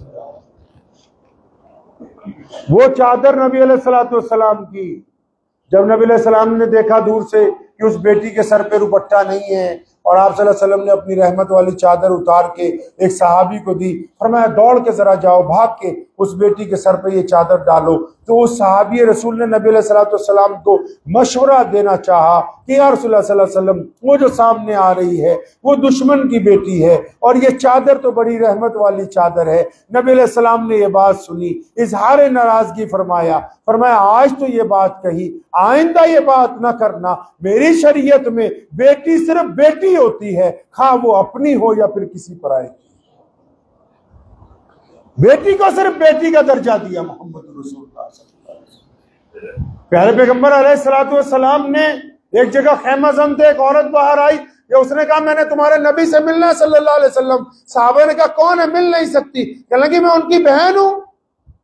اب نبی علیہ السلام کو اطلاع بھیجی کہ یا رسول اللہ صلی اللہ علیہ وسلم باہر ایک خاتون کھڑی ہے، اپنے آپ کو آپ کی بہن بتاتی ہے۔ فرمایا میں تو سیدہ آمنہ کا اکیلا ہی بیٹا ہوں، میری تو کوئی بہن نہیں۔ لیکن اطلاع دینے والے نے پھر دوبارہ اطلاع دی، یا رسول اللہ صلی اللہ علیہ وسلم وہ اپنے آپ کو دائی حلیمہ کی بیٹی بتاتی ہے۔ فرمایا ہاں شیمہ میری رضائی بہن ہے، اس کو فوراً اندر لے کے آؤ۔ سیدنا شیمہ رضی اللہ تعالیٰ اندر آتی، نبی علیہ السلام سے عمر میں 25-30 سال بڑی ہیں، پیغمبر اعظم صلی اللہ علیہ وسلم کو گود میں کھلایا اور اس نے کہا یا رسول اللہ صلی اللہ علیہ وسلم آپ کو یاد ہے جب آپ چھوٹے تھے میں آپ کو گود میں لے کے وہاں پر جب جاتی تھی بکریاں چرانے کے لیے تو میری بکریاں تمام کی تمام ایک درخت کے نیچے بیٹھ کے یا رسول اللہ صلی اللہ علیہ وسلم آپ کے چہرے کو تکتی رہتی تھی، میں بھی آپ کو دیکھتی رہتی تھی، اور کبھی جب بھی آپ ہمارے ساتھ ہوتے تھے کسی جانور نے کبھی ہم پر حملہ نہیں کیا، اور جب آپ کو گود میں لے کے میں کنویں تک گئی تو اس کا پانی اوپر تک آیا، اور قبیلہ بنو سعد کے لوگ ہمیشہ اس بات پر حیران ہوتے تھے کہ شیمہ یہ کون سا شہزادہ تم نے اٹھا رکھا ہے، کون ہے یہ شہزادہ کہ جس کے آنے سے یہ درخت جھک جھک کے سلام کر رہے ہیں۔ نبی علیہ السلام کو سیدنا شیمہ نے باتیں یاد دلائی، پیارے پیغمبر علیہ السلام نے ان کو کہا کیونکہ عمر میں بڑی ہیں، بڑی بہن لگتی ہیں، دودھ شریک بہن ہے، فرمایا آپ بوڑھی ہو گئی ہیں، میرے ساتھ رہیے، آپ کے لیے مدینے میں گھر بنواتا ہوں، آپ کے لیے خادم۔ فرمایا نہیں یا رسول اللہ صلی اللہ علیہ وسلم میں کام سے آئی۔ فرمایا کیا کام ہے؟ کہ لوگ کہتے ہیں کہ فلاں فلاں قیدی آپ کے پاس ہیں، آپ ان کو چھوڑ دیں۔ قبیلے والوں نے کہا کہ جزیہ دینا ہوگا، نبی علیہ السلام نے کہا نہیں، اب ہماری بہن آئی ہے، اور کاموں میں صحابہ کو بلاتے تھے مشورہ کرنے کے لیے، بتاؤ کیا کریں۔ اب جب بہن کو دینے کی باری آئی، ساز و سامان بھی دیا، جانور بھی عطا فرمائے، ان کو کھانے پینے کا سامان بھی بندوایا، اور ساتھ میں نئے لباس بھی سب کے لیے منگوائے، اور اتنا کچھ لاد کے بھیجا تاکہ قیامت تک سارے انسانوں کو بتانا تھا کہ جب بہن گھر پہ آ جائے تو بیوی سے مشورہ نہ کرنے لگنا، تمہارے پاس جو مال ہو اپنی بہن کو دے کے واپس دے۔ پیارے پیغمبر جناب محمد صلی اللہ علیہ وسلم تشریف فرما ہیں مکہ المکرمہ میں، جس دن بیت اللہ کو فتح کیا گیا، جس دن بلال نے اذان دی۔ اب جب اذان ہو گئی، ادھر نماز ہو رہی ہے، ادھر مکے میں ایک جھونپڑی میں ایک عورت ام ہانی جن کا نام ہے، وہ اپنے بچوں کو بتاتی ہیں روزانہ 10 سال سے کہ وہ پیارے پیغمبر علیہ السلام میرے بھائی ہیں، میرے سکے چچا کے بیٹے ہیں، سیدنا عبداللہ میرے سکے چچا تھے۔ اب یہ بچے بڑے حیران ہیں، بچے پوچھتے ہیں آج کے دن جب مکہ فتح ہوا اپنی اماں کو، اماں جی آپ تو روز کہتی تھی کہ محمد صلی اللہ علیہ وسلم آپ کے بھائی ہیں، اب بتاؤ آج تو ماموں نے مکہ فتح کر دیا، کیا وہ آپ کے بھائی ہیں تو ہمارے گھر آئیں گے؟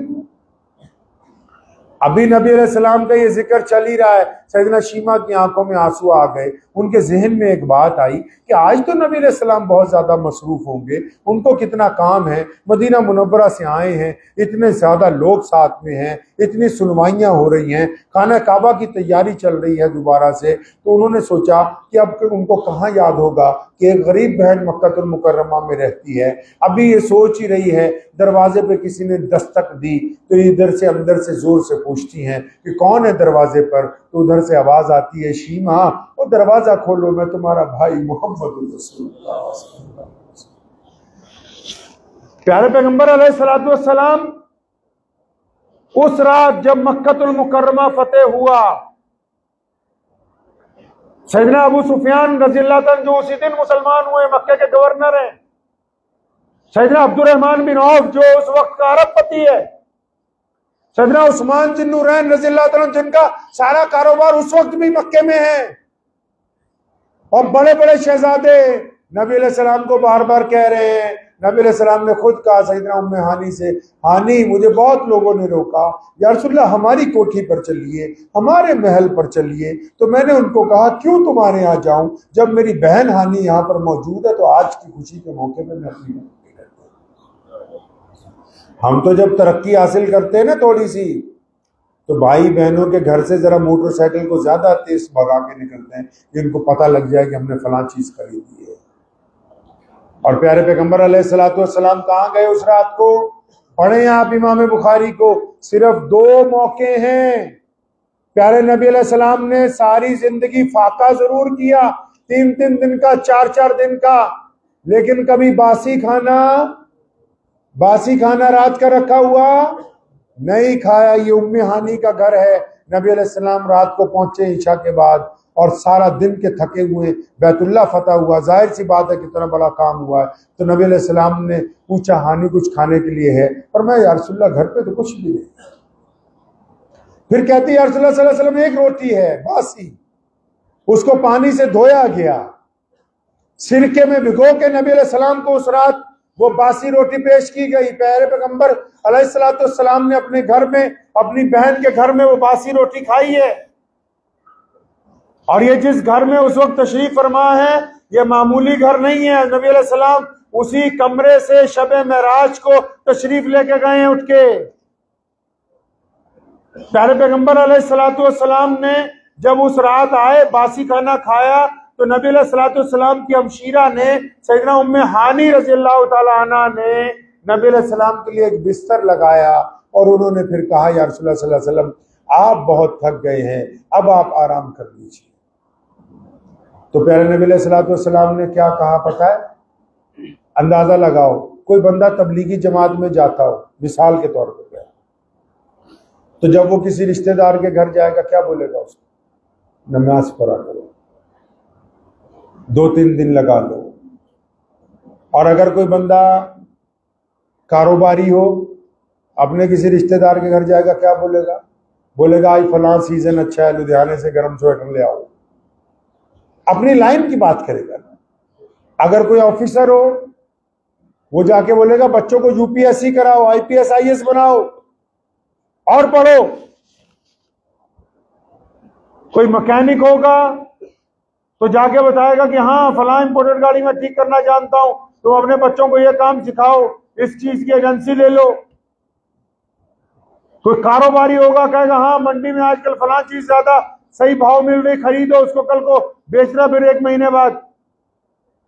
مطلب مولوی ہوگا تو جا کے پوچھے گا قرآن کتنا پڑھا. جو جس لائن کا آدمی ہوگا وہ اپنے رشتہ داروں کے گھر جا کے وہی والی بات.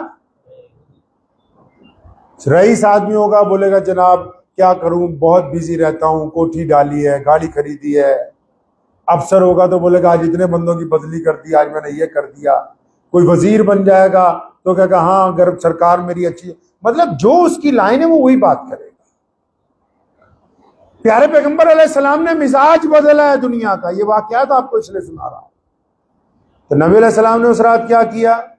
سیدنا ام ہانی رضی اللہ تعالیٰ عنہ نے کہا یا رسول اللہ صلی اللہ علیہ وسلم آرام کیجئے، بستر لگا دیا ہے.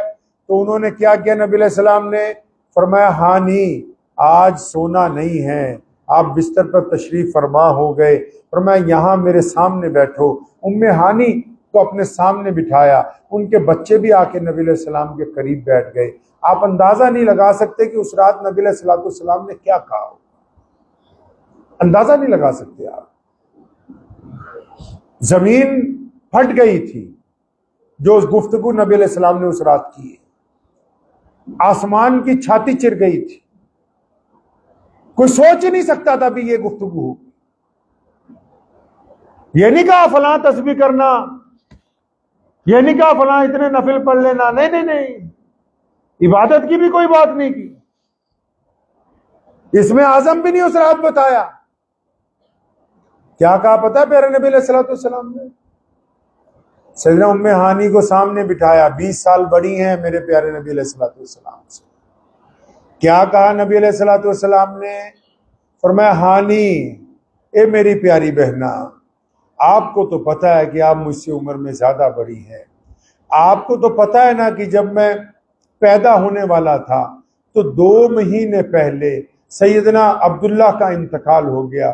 ہانی میں نے تو اپنے والد کو نہیں دیکھا، میں نے اپنے ابو جان کو نہیں دیکھا، آپ نے تو دیکھا ہے، میں نے اپنے باپ کو دیکھا ہی نہیں، تو نے دیکھا ہے. آج کی رات فتح مکہ کی مجھے بتا تو صحیح سیدنا عبداللہ کیسے تھے، مجھے میرے باپ کا چہرہ تو بتاؤ، ان کی گفتگو تو بتاؤ. تو ام ہانی رضی اللہ تعالیٰ عنہ کی آنکھیں اشکبار ہوتی ہیں، کہتے ہیں یا رسول اللہ صلی اللہ علیہ وسلم آپ کے ابو جان اتنے حسین تھے، چلتے تھے تو ایسا لگتا تھا جیسے کوئی شہزادہ چلا جا رہا ہے مکے کی گلیوں میں. ان کا قد و کاٹ، ان کے چہرے پہ اتنا نوردار ہوگا بھی کیوں نہیں. جس شخص کی پیشانی میں محمد رسول اللہ صلی اللہ علیہ وسلم کا نور چمک رہا تو وہ خود کتنی عظمت والا ہو.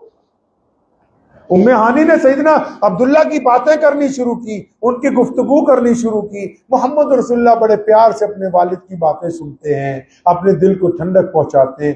جب وہ باتیں ابھی تھوڑی کمی ہوتی ہیں اگلا سوال چھوڑ دیتے ہیں کہ ہانی تجھے پتہ ہے میں 6 سال کا تھا، میری ماں سیدہ آمنہ مجھے چھوڑ کے چلی گئی، میں تو امی کو بھی اچھی طرح نہیں دیکھا.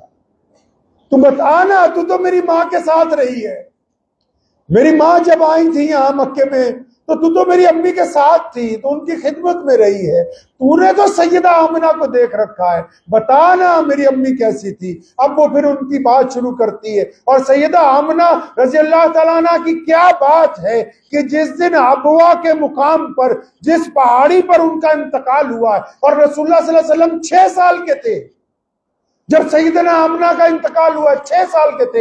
محمد رسول اللہ اپنی ماں کی گود میں بیٹھے ہوئے، ان کو اتنی تکلیف ہوئی، آپ آج کی زبان میں سمجھیے، ان کو ہارٹ اٹیک ہوا، وہ زمین پر لیٹ گئی. پھر سیدنا ام ایمن کہتی ہیں کہ سیدنا آمنہ نے جو باتیں کی ہیں اس وقت انتقال سے پہلے، امام بخاری نے ان سے نقل کیا ہے ام ایمن سے. نبی علیہ السلام نے ان کو اپنی ماں کی جگہ پھر ماں بتایا، انہوں نے نبی علیہ السلام کو پالا ہے. فرماتی سیدہ آمنہ کو جب شدت کی تکلیف ہوئی، یعنی ہارٹ اٹیک آیا جب، تو نبی علیہ السلام 6 سال کے تھے، اپنی والدہ سے لپٹے ہوئے تھے. سیدہ آمنہ نے ان کو اپنی چھاتی سے لپیٹا اور ایک تاریخی جملہ کہا ہے، تاریخی جملہ سیدہ آمنہ نے کہا ہے ابوا پہاڑی کے اوپر. فرمایا کہ میرے بیٹے، محمد علیہ الصلوۃ والسلام کو کہہ رہی ان کی امی، فرمایا میرے بیٹے ہر ایک نئی چیز کو پرانی ہو جانا ہے.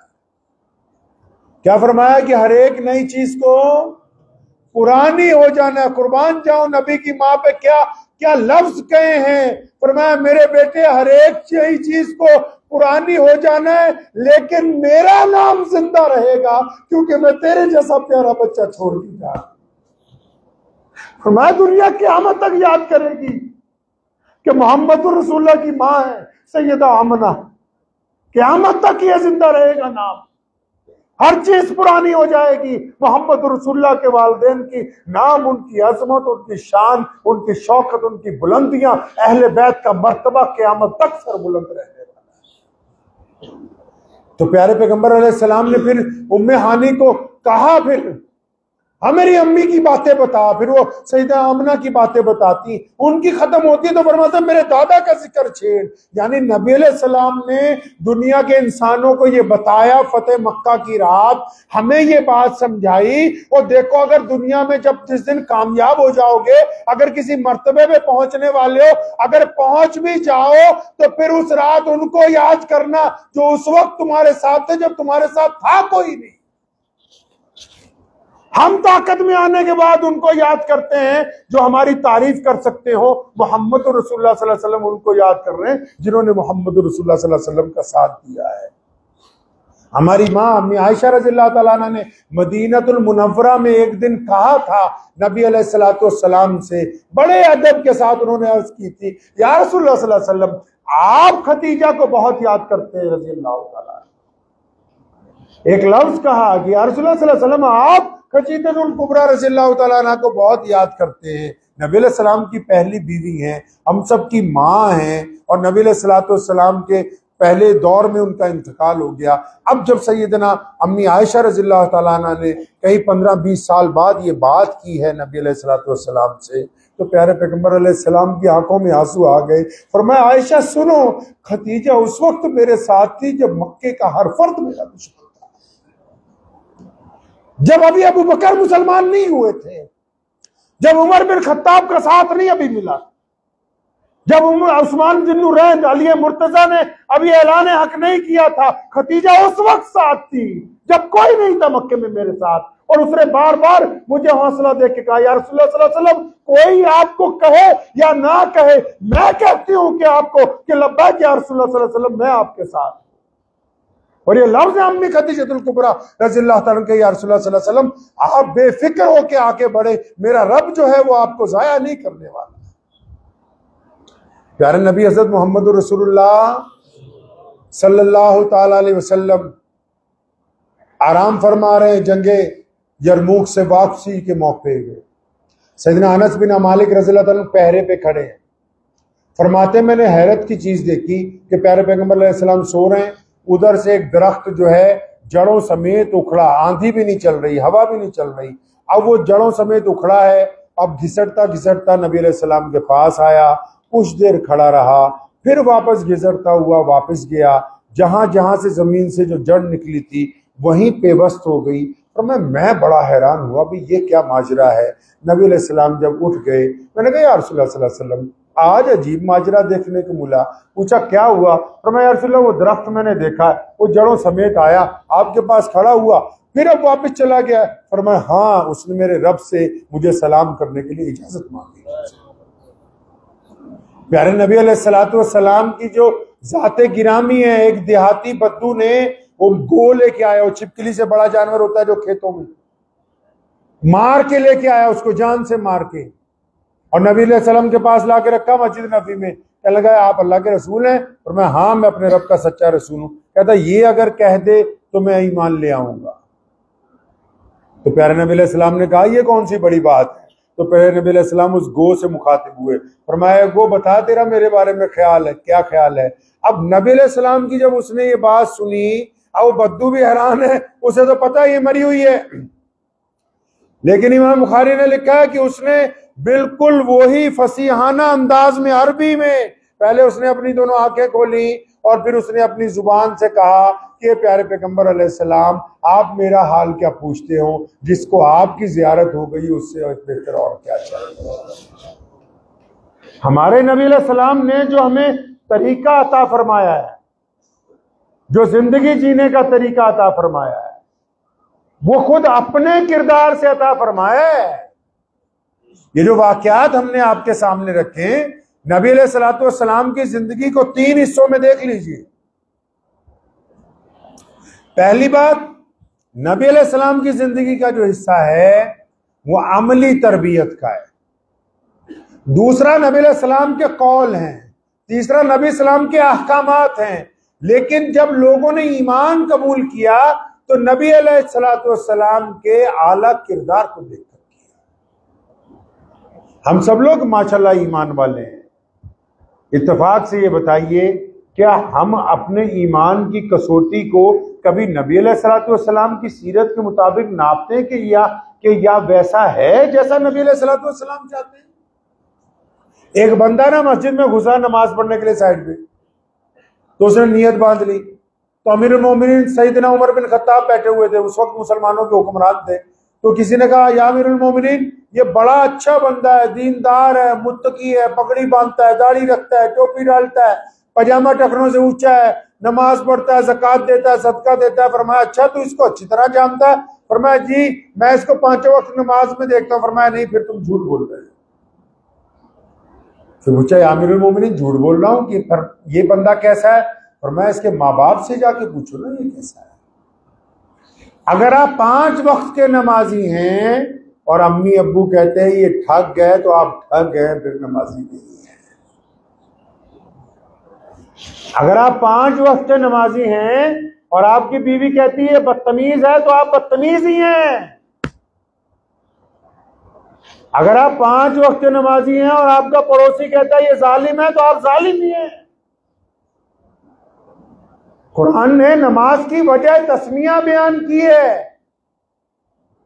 پیارے نبی علیہ السلام کا یہ دین آج دنیا کا سب سے بڑا مذہب بن چکا ہے۔ پتہ ہے آپ کو آج کائنات میں یہ جو نبی علیہ السلام کی شان میں کئی بار کچھ لوگ بے ادبی کرتے ہیں، آپ بھی یوٹیوب پہ یا فیس بک پہ پڑھتے ہوں گے خبر، یہ جو بے ادبی ہوتی ہے یہ اس لیے نہیں ہو رہی کہ ان کو نبی علیہ السلام سے کوئی دشمنی ہے، نہیں نہیں نہیں، وہ برداشت نہیں کر پا رہے کہ محمد رسول اللہ کا دین 1450 سال کے بعد بھی اسی رفتار سے چل رہا ہے جیسا محمد رسول اللہ صلی اللہ علیہ وسلم کی زندگی میں چل رہا تھا۔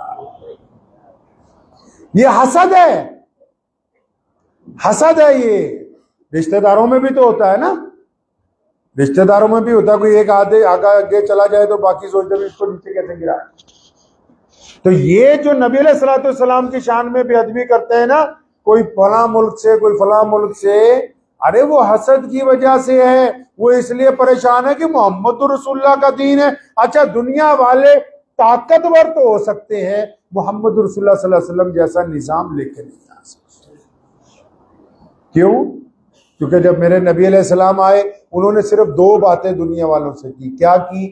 فرمایا نبی علیہ السلام نے کہ ایک اللہ اور اس کے رسول کا کہنا مانو۔ سیدنا ابوبکر صدیق نے کہا یا رسول اللہ لبیک ہے، آپ کو مان لیا۔ سیدنا بلال نے کہا یا رسول اللہ لبیک ہے، صلی اللہ علیہ وسلم آپ کو مان لیا۔ سیدنا مولا علی شیر خدا نے کہا بچے ہونے کے باوجود یا رسول اللہ صلی اللہ علیہ وسلم لبیک ہے، آپ کو مان لیا۔ امی خدیجۃ الکبریٰ نے سب سے پہلے کہا یا رسول اللہ لبیک ہے، صلی اللہ علیہ وسلم آپ کو مان لیا۔ ان لوگوں نے پوچھا یا رسول اللہ کرنا کیا ہے؟ فرمایا بس کرنا کیا، اس وقت نماز روزہ تو آئی نہیں تھی، اور میں کرنا کیا ہے؟ جس نے محمد رسول اللہ کے دین کو مان لیا وہ دنیا کے تمام لوگوں کو برابری کا درجہ دے گا، وہ کسی سے چھوا چھوت نہیں کرے گا، وہ امیر غریب کا فرق نہیں کرے گا، وہ گورے اور کالے کا فرق اپنے اندر سے آج سے ختم کر دے گا۔ یہ اسلام کا انقلابی پیغام ہے۔ یہ مسجد کو نہیں دیکھتے آپ تو صرف یہ کیونکہ ہمیں پتہ نہیں مسجد بنی کیوں، اس کو دھیان سے نہیں دیکھتے آپ۔ نماز تو گھر میں بھی پڑھ سکتے تھے۔ میرے نبی نے مسجد اس لیے بنائی کہ سیدنا ابو ایوب انصاری رضی اللہ تعالیٰ عنہ اور سیدنا ابوبکر صدیق رضی اللہ تعالیٰ عنہ دائیں بائیں کھڑے ہو جائیں، بلال جیسا غلام بیچ میں کھڑا ہو جائے تاکہ آنے والوں کو پتہ ہی نہ لگے ان میں بڑا کون ہے اور چھوٹا کون ہے۔ آپ دیکھتے نہیں اپنی مسجد میں کوئی ریڑھی چلانے والا، کوئی کیلا بیچنے والا، کوئی کاریگر، کوئی مستری، اگر وہ وضو کر کے نماز میں پہلے آ گیا، تراویوں میں پہلے آ گیا، متولی صاحب دیر سے آئے، کوئی مسلمان افسر دیر سے آئے، کوئی مسلمان وزیر دیر سے آئے، تو اس کو جگہ وہاں ملے گی جہاں قوم کے لوگوں نے جوتیاں اتاری ہیں، کیونکہ یہ رسول اللہ کی مسجد ہے، یہاں کسی کو کسی کے اوپر کوئی درجہ حاصل نہیں۔ یہ خوبصورتی ہے اسلام کی۔ محمد رسول اللہ نے 2 حرفی پیغام کائنات کے سامنے رکھا اور کہہ دیا کہ بیٹی ہماری ہو دشمن کی ہو، بیٹی ہماری ہو غیر کی ہو۔ ہم نے اپنی عملی زندگی میں، خاص کر کشمیر کے مسلمانوں کو اکثر میں پوچھا کرتا ہوں کہ کیا ہم نے اپنی عملی زندگی میں اپنے غیر مسلم بھائیوں کے ساتھ کیا وتیرہ اپنایا؟ کیا کبھی ہم نے اپنے گریبان میں جھانکا ہے کہ نہیں جھانکا ہے؟ کون کہتا ہے کہ کسی انسان کے جھوٹے پانی کو پینا حرام ہے؟ محمد رسول اللہ صلی اللہ علیہ وسلم تو اسی برتن میں کھاتے ہیں جس میں بلال کھاتے ہیں۔ اور نبی علیہ السلام نے مسجد نبوی بنائی جب ابھی 4 دیواری پوری نہیں ہوئی، دنیا کی پہلی NGO کا قیام کر دیا، پہلی NGO۔ آپ کے پاس تو شاید نہیں ہوگی مسجد میں، میرے نبی علیہ السلام نے دنیا کا پہلا NGO ٹرسٹ بنا دیا۔ کہاں؟ ابھی بھی جاؤ تو مسجد نبوی میں موجود ہے، جس کو اصحاب صفہ کا چبوترا کہتے ہیں۔ لوگوں نے پوچھا یا رسول اللہ صلی اللہ علیہ وسلم یہ کیا ہے؟ فرمایا یہ میرے اصحاب صفہ کا چبوترا ہے۔ کون لوگ ہیں یا رسول اللہ؟ فرمایا جن کے پاس گھر نہیں ہوگا، جن کے پاس کھانا نہیں ہوگا، جن کے پاس کپڑے نہیں ہوں گے، جو اپاہج ہوں گے، جو بیمار ہوں گے، جو لاچار ہوں گے، جو بے وطن ہوں گے، وہ کہاں رہیں گے؟ اس لیے اپنا گھر بنانے سے پہلے اصحاب صفہ کا چبوترا تعمیر کروایا، کیونکہ محمد رسول اللہ یہ چاہتے ہیں کہ میں کھانا بعد میں کھاؤں، اصحاب صفہ کے چبوترے کے قریب پہلے کھانا کھائیں۔ پیارے نبی علیہ السلام نے جو کائنات میں جو دین پہنچایا آگے تک، وہ قوت عمل کے ساتھ، محمد رسول اللہ صلی اللہ علیہ وسلم کے اعلیٰ کردار کے ساتھ آگے پہنچا. آپ ذرا اپنے دل پہ ہاتھ رکھ کے پہنچے, پوچھئے تو صحیح اپنے دل پہ ہاتھ رکھ کے کہ کیا ہم نبی علیہ الصلوۃ والسلام کے مطابق زندگی گزار رہے ہیں؟ یہ تو کسی نے بتا دیا کہ وضو کرو, استنجا کرو, پاک ہو جاؤ, مسجد میں آؤ, تو یہ کس سے پوچھنا تھا کہ یہی والی نماز اگر ماں کو گالی دے کر, باپ کو گالی دے کے اگر مسجد میں آؤ گے تو نماز نہیں ہوگی. دو ٹوک اللہ کریم نے کہہ دیا کہ رب اور رسول کے بعد دنیا میں اگر کوئی سب سے زیادہ قابل احترام ہے تو بولو قابل احترام ہے تو ماں اور باپ ہے. فرمایا ماں کے پیروں کے نیچے جنت ہے, باپ جنت کا دروازہ ہے. اور بلے شاہ نے کیا نا کہ نماز بھی نیتی جاننے ہو, ٹھگی بھی کیتی جاننے ہو, یا کی کیتی جاننے ہو. مطلب نماز بھی پڑھتا ہے, جھوٹ بھی بولتا ہے, نماز بھی پڑھتا ہے, بے ایمانی بھی کرتا ہے, نماز بھی پڑھتا ہے, کسی کی بیٹی کی طرف غیر گندی نگاہ بھی ڈالتا ہے. کیا آپ نے سمجھا کہ اللہ کی حضور پکڑنی ہوگی؟ ایک مسلمان نوجوان ہو, وہ سڑک پر کھڑا ہو, کوئی مسلمان بیٹی گزرے یا کسی غیر مسلم کی بیٹی گزرے, اگر وہ اس کی طرف گندی نگاہوں سے ٹکٹکی مانتے ہوئے دیکھ رہا ہے تو یہ مجھے بتاؤ کہ اگر وہ بیٹی غیر مسلم ہے تو اس نے اپنے گھر جا کے کیا کہنا ہے کہ عبد الرحمان چوراہے پہ کھڑا مجھے دیکھ رہا تھا کہ ایک مسلمانوں کا بیٹا کھڑا ہوا دیکھ رہا, تو کیا لفظ استعمال کرے؟ ایک مسلمان کاروباری اگر کسی غیر مسلم کاروباری کے ساتھ ٹھگی کر لے, ہمارے آبا و اجداد ایسے تھے کہ جب وہ دوسروں سے معاملہ کرتے تھے اس کا نتیجہ یہ ہے کہ آج مثال کے طور پہ پنجاب ہے یا ہمارے لدھیانہ میں آپ آ جائیے یا یہاں آپ کے ڈوڈا میں ہی اگر کوئی دو چار غیر مسلم بھائی ہوں, آپ کا کاروبار میں کوئی مسئلہ پیسے کا لین دین کا پھنس جائے تو آپ جس مسلمان کی طرف سے جائیں, اگر وہ کورا جھوٹ بولے گا نا, صاف ستھرا جھوٹ بولے گا نا, تو وہ ہندو سکھ بھائی کہہ دیں گے یار تو مسلمان ہو کے جھوٹ بول رہا ہے. مطلب یہ بات اتنی طاقت سے پوری دنیا میں لوگوں کو پتا ہے کہ مسلمان جھوٹ نہیں بولتے. آپ بولیں گے تو غیر مسلم آپ کو کہے گا یار تو مسلمان ہو کے, اگر شراب پیئیں گے اور غیر مسلم آپ کو کہے گا وہ یار تو مسلمان ہو کے شراب پی رہا ہے. ہمارے آبا و اجداد نے اتنی طاقت سے دین کو قائم کیا, آپ سود کھائیں گے تو غیر مسلم آپ کو کہے گا اچھا یار تمہارے مذہب میں تو سود لینا حرام نہیں ہے. کیا صرف عبادت کے ذریعے اسلام قائم ہو جائے گا؟ ہم نے اپنے اعلیٰ کردار کے ذریعے جو دشمن کے سامنے, غیروں کے سامنے, ہم وطنوں کے سامنے, پڑوسیوں کے سامنے, دوستوں کے سامنے, ماں باپ کے سامنے, بھائیوں کے سامنے جو رکھنا تھا وہ تو دور دور تک اب کہیں نظر ہی نہیں آ رہا ہے. ہم نے بذات خود اپنی ذات سے اسلام کو محدود کرنے کی کوشش کی ہے. اچھے لوگ ہیں, فتوے جتنے مرضی ہمارے سے لے لو, مسئلے جتنے مرضی ہمارے سے بنا لو, یہ ان کی نہیں. ایک بات بتاؤ, کیا فتووں سے دین قائم ہو سکتا ہے؟ آج کل تو جو ہم فتوے ایک دوسرے کو دیتے ہیں اس کا فائدہ تب بھی نہیں کہ سامنے والا تو ماننے کے لیے تیار ہے ہی نہیں, وہ تو ماننے کے لیے تیار ہے ہی نہیں کسی قیمت پہ. اور قرآن پاک میں اللہ نے کہا جاہلوں سے بحث نہ کرو, تو جاہل کون؟ اللہ نے قرآن پاک میں کہا کہ جاہلوں سے بحث نہ کرو, تو جاہل کون؟ آپ نے سمجھا جاہل وہ ہیں جس کے کپڑے صاف نہیں, جس کو بولنا نہیں آتا, پڑھنا نہیں آتا, لکھنا نہیں آتا. نہیں, قرآن کی اصطلاح میں جاہل وہ ہے جس نے اچھے کپڑے, جو اچھی طرح گفتگو کرتا ہے, جو علم بھی رکھتا ہے, لیکن پنچایت میں اپنی غلط بات منوانے کے لیے اڑ جاتا ہے. قرآن نے کہا یہ جاہل ہے, اس کے ساتھ بحث کرو. 2 منٹ کے لیے اپنے دل پہ ہاتھ رکھ کے پوچھے تو صحیح. اکثر میں اپنے دوستوں سے, آپ حضرات ہمارے عزیز ہیں, بھائی ہیں, دینی بھائی ہیں ہمارے, ذرا دل پہ ہاتھ رکھ کے پوچھیں اپنے کہ آپ نماز پڑھتے ہیں؟ سچی دل پہ ہاتھ رکھو, سچ مچ میں رکھ لیجئے ایک دفعہ. ایسے پیسے نہیں لگیں گے, رکھ لیجیے گا. یہاں دل پہ ہاتھ رکھیے کہ پیسے نہیں لگیں گے. پوچھ رہے ہیں نا اسی سے, اپنے اس دل سے پوچھو کیا آپ نے کبھی زندگی میں ایک بار ہی اپنے بوڑھے باپ کو جا کے گلے سے لگایا کہ ابو جی مجھے آپ سے بہت پیار ہے یار. آپ نماز پڑھتے ہیں نا, کبھی اپنے باپ کو گلے سے لگایا ہے؟ محمد رسول اللہ تو اپنے والد کو یاد کر رہے ہیں فتح مکہ پہ. آپ بتاؤ, جب پھر ڈالی اپنے باپ سے کبھی؟ اپنے باپ اگر نہیں ہے اب دنیا میں تو اس کو یاد کر کے کہ کبھی آنکھوں میں آنسو آئیں کہ اگر تو ہوتا تو اور بات ہوتی.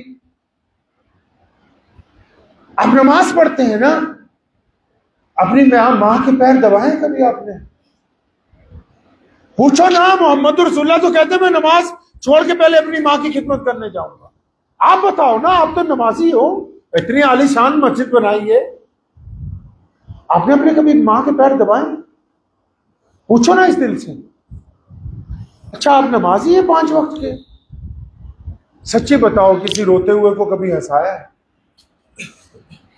بتاؤ نا. پیارے نبی علیہ الصلوۃ والسلام تو روتوں کو ہنساتے ہیں, سدروں کی پاگلوں کی بیٹھ کے بات سنتے ہیں. آپ بتاؤ, آپ کہتے ہو نا کہ ہم نمازی ہیں, بتاؤ نا, نمازی تو روتوں کو ہنسا دیتا ہے, بتانا.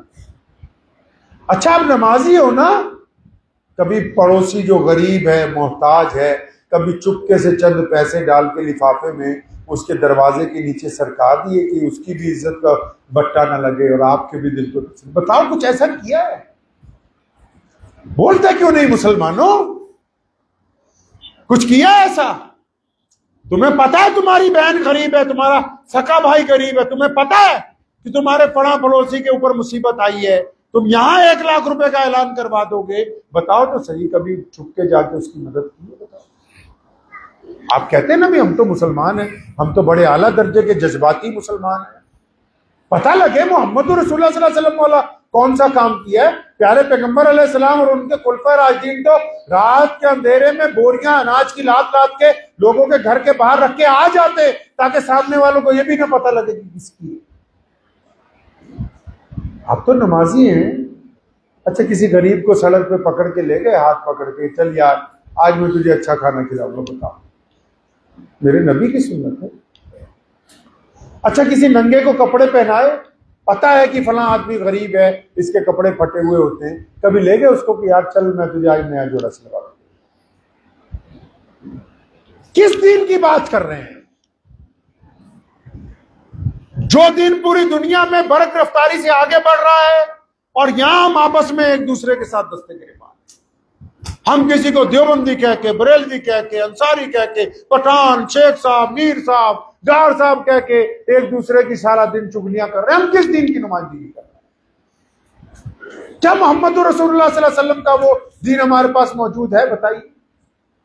ہونا تو یہ چاہیے کہ کوئی بھی غیر مسلم آپ کے علاقے میں آئے, چاہے وہ گھومنے کے لیے آئے, جب وہ واپس جائے نا تو 10,000 تعریفیں کرے کہ میں فلاں علاقے میں گھومنے گیا تھا, وہاں چند مسلمان ملے تھے, انہوں نے بڑی دیانتداری کے ساتھ میرے ساتھ معاملہ کیا, بڑی ایمانداری کے ساتھ معاملہ کیا, کیونکہ رسول اللہ نے جس دن اسلام کی آفیشل بنیاد رکھنی تھی, جس دن لوگوں کو یہ بتانا تھا کہ میں اللہ کا نبی بن کے آیا ہوں, قرآن پاک میں اس واقعے کا ذکر اللہ کریم نے کیا ہے. اور نبی علیہ الصلوۃ والسلام نے صفا پہاڑی پہ کھڑے ہو کے جب سب غیر مسلموں کو بلایا اور یہ نہیں کہا کہ اللہ ایک ہے, اور یہ بھی نہیں پہلے بتایا کہ میں اللہ کا سچے رسول ہوں, صرف ایک لفظ یہ کہا تھا نبی علیہ السلام نے کہ مکے کے لوگوں بتاؤ تمہارا محمد کے بارے میں کیا خیال ہے صلی اللہ علیہ وسلم. فرمایا اگر میں یہ کہہ دوں کہ اس پہاڑ کے پیچھے سے کوئی لشکر آ کے تمہیں نقصان پہنچا دے گا, یقین کر لو گے؟